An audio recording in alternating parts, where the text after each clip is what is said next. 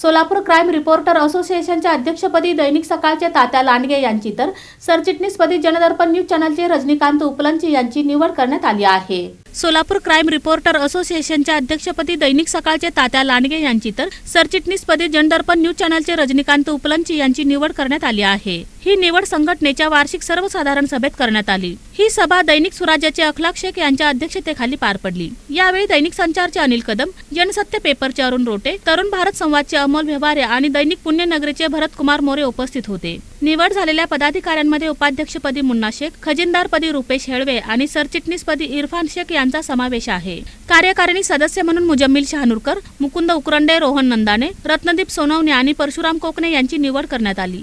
तसेच सल्लागार म्हणून अखलाक शेख, अनिल कदम, संजय जाधव, अरुण रोटे, सरदार आत्तार, विलास जळकोटकर, अमोल व्यवहारे, धनंजय मोरे, विनायक होटकर, विजय कुमार राजापुरे आणि भरत कुमार मोरे यांची नियुक्ती करण्यात आली। या बैठकीत सर्व पदाधिकाऱ्यांची 1 वर्षासाठी निवड करण्यात आली असून नव्या कार्यकारिणीकडून संघटनेचे काम अधिक प्रभावीपणे पुढे नेले जाईल अशी अपेक्षा व्यक्त करण्यात आली।